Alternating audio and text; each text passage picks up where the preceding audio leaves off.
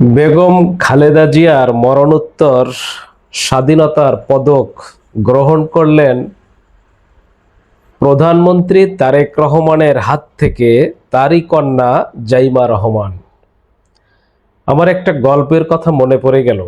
গল্পটা হচ্ছে, ছোটবেলায় এক ব্যক্তি, আমার নানা বাড়ির অঞ্চলে একটা লোক মারা গিয়েছিল। লোকটার নাম ছিল সফদার। এই সফদার নামের লোকটা, তিনি একটি বাগানের ভিতরে গিয়ে গলায় দড়ি দিয়ে মারা গিয়েছিলেন তার পারিবারিক কোন্দলের কারণে।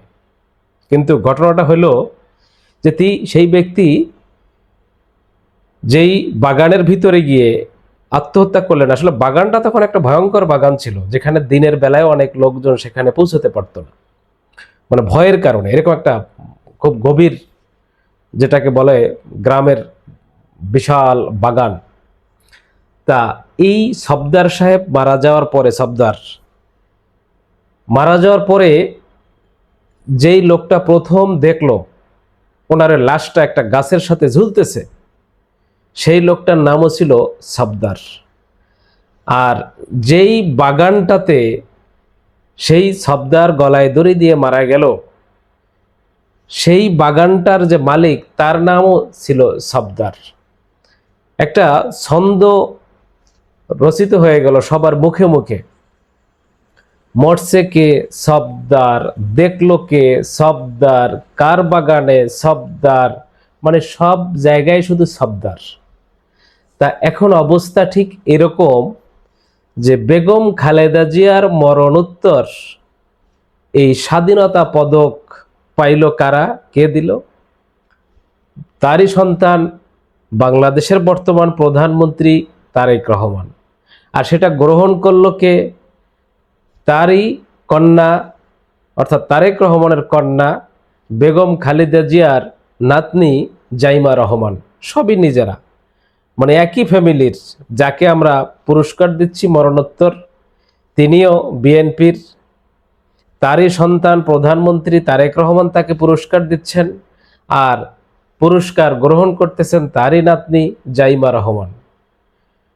মানে ঘটনাটা দেখে আমার কাছে একটু হাসি পাইল। আসলে বিগত দিনে আওয়ামী লীগ সরকারও ঠিক এরকম তাদের এই শেখ মুজিবকে জাতির পিতা, বঙ্গবন্ধু, সব এরকম নিজেরা নিজেরা কিন্তু এরকম পুরস্কার বিতরণ করছিল। তবে এটা মরণোত্তর পদক খালেদা জিয়াকে দেওয়া হয়েছে, এজন্য আমরা সমালোচনা করতেছি না। তবে জিনিসটা কোথায় যেন একটু তালগোল পাকিয়ে ওই ধরনের একটা গল্পের মতো তৈরি হয়ে গেল। সবই নিজেদের ভিতরে আর কি একটা অবস্থা তৈরি হয়ে গেল। আমরা বাংলাদেশে আমরা এই স্বাধীনতার চেতনাকে ধারণ করতে গিয়ে আসলে আমরা নিজেরা ভুল করছি না তো? আমরা নিজেদের মা বাবাকে সম্মানী করতে গিয়ে আসলে আমরা রাজনীতি থেকে, জনগণের কাছ থেকে ছিটকে পড়তেছি না তো? এটা চিন্তা ভাবনা করা উচিত। বিগত 17 বছর শেখ হাসিনাও কিন্তু এই ধরনের কাজগুলো করত। তার বাবাকে নিয়ে এতটা হাইলাইটস করার চিন্তা তার মাথায় কাজ করত, এই দেশে ভাস্কর্য বানাইয়া বানাইয়া সারা বাংলাদেশে শত শত কোটি টাকা নষ্ট করেছে। শত বর্ষ তার বাবার এই পালন করতে গিয়ে কত শত বাংলাদেশের অর্থ খরচ করেছে। বাংলাদেশে বিভিন্ন জায়গায় নামকরণ করতে গিয়ে শেখ রাসেল স্মৃতি, জামাল স্মৃতি, কামাল স্মৃতি, এরকম শেখ হাসিনার নামে, শেখ মুজিবরের নামে সারা বাংলাদেশটা তাদের নিজস্ব নামে সব প্রত্যেকটা প্রতিষ্ঠান মানে ভরে গেছিল।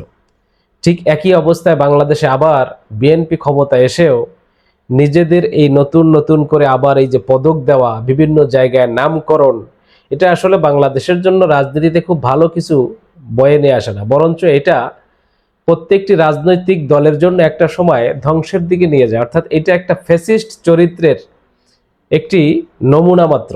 কারণ যেই সমস্ত দেশে স্বৈরাচারিতা কায়েম হয়, সেই সমস্ত দেশে এরকম তাদের দলের নেতাকর্মীদের নামে বিভিন্ন প্রতিষ্ঠান, বিভিন্ন ভাস্কর্য, যেগুলো দেখা যায়।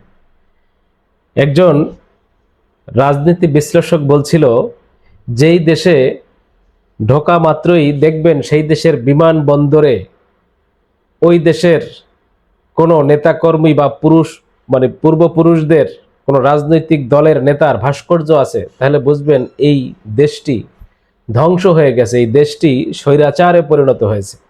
ঠিক বিগত 17 বছরে আমাদের বাংলাদেশেও কিন্তু এরকম দেখছিলাম। বাংলাদেশের বিমানবন্দর থেকে শুরু করে বিভিন্ন জায়গায় রাস্তার মোড়ে মোড়ে শেখ মুজিবুরের ভাস্কর্যগুলো যেভাবে তৈরি করা হয়েছিল, ঠিক বাংলাদেশ কিন্তু আসলেই সেই সময় স্বৈরাচারিতায় একেবারে পরিপূর্ণ হয়ে গেছিল বাংলাদেশ। তা এই যে কথাটা আমরা বাংলাদেশে, এটা আমাদের স্মরণ রাখা উচিত।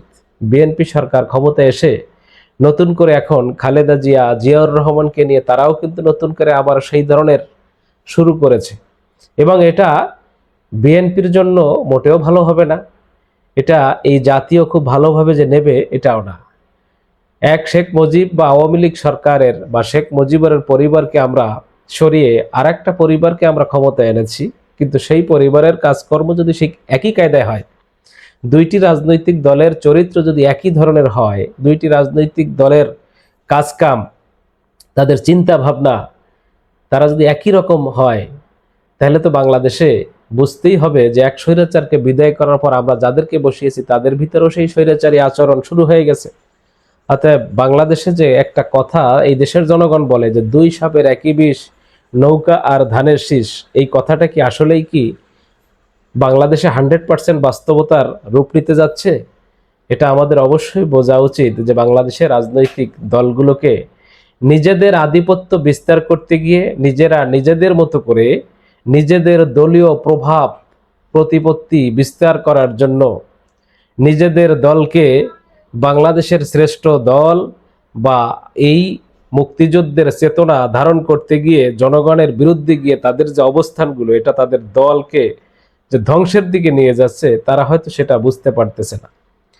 আমরা মনে করি বাংলাদেশে আওয়ামী লীগ যে ভুলগুলো করছে, এই ভুলগুলো অন্তত পক্ষে বিএনপির করা উচিত না কোনো জায়গায়। কারণ বিএনপি যদি আওয়ামী লীগের মতো ভুলগুলো করে, তাহলে আওয়ামী লীগ আর বিএনপির ভিতরে পার্থক্য কোথায়? তাহলে বাংলাদেশের জুলাই বিপ্লবের কারণটা কি ছিল? জুলাই বিপ্লবে কেন আওয়ামী লীগের তাহলে পতন করা হলো? কারণ বাংলাদেশে আওয়ামী লীগের কালচার, আওয়ামী লীগের চরিত্র, এটা বাংলাদেশের মানুষ পছন্দ করে নাই। এই কারণেই তারা আওয়ামী লীগের মতো একটি রাজনৈতিক দলের চিরতরে পতন ঘটিয়ে দিয়েছে বাংলাদেশ থেকে। বাংলাদেশের মানুষ চায় যাতে আবার নতুন কেউ এই দেশে স্বৈরাচার না হতে পারে, আবার নতুন করে কেউ যেন ফ্যাসিস্ট এই দেশে না হয়ে উঠতে পারে, সেই ধরনের কালচার যেন এই দেশে না হয়। এই দেশে যেন দলীয়করণ, আত্মীয়করণ করে বাংলাদেশের সর্বক্ষেত্রে সচিবালয় থেকে শুরু করে একটা পিয়ন পর্যন্ত সব জায়গায় যেন বসানো না হয়। বাংলাদেশে এই কালচারটা কিন্তু এখন পর্যন্ত আমরা দূর করতে পারি নাই, এবং এই বিগত 12ই ফেব্রুয়ারি নির্বাচনের পর থেকে বিগত 2 মাসে বিএনপির কর্ম যেগুলো আমরা দেখতেছি, তাতে ঠিক একই কায়দায় তারা ফ্যাসিস্টের মতো করেই তারা সামনের দিকে আগাইতেছে। তারা আওয়ামী লীগের মতো করেই নিয়ম নীতি কাজকর্ম সব সেগুলোই ফলো করতেছে। এটা বিএনপির জন্য অত্যন্ত ভুল। বিএনপির উচিত আওয়ামী লীগের ভুলগুলো থেকে শিক্ষা নেওয়া, কিন্তু আওয়ামী লীগ যে ভুলগুলো করছে, সেই ভুলগুলো করে বাংলাদেশে নতুন করে টিকে থাকার যে তাদের চিন্তা, ষড়যন্ত্র, এটা তাদেরকে ধ্বংস করে দেবে। তো প্রিয় দর্শক শ্রোতা, আপনাদের যদি কোনো অবশ্যই মতামত থাকে ভিডিও সম্পর্কে, তাহলে কমেন্টসে জানাতে পারেন। আর আমার এই চ্যানেলে নতুন হয়ে থাকলে চ্যানেলটি সাবস্ক্রাইব করে সাথেই থাকবেন আশা করি, ইনশাআল্লাহ। খোদা হাফেজ।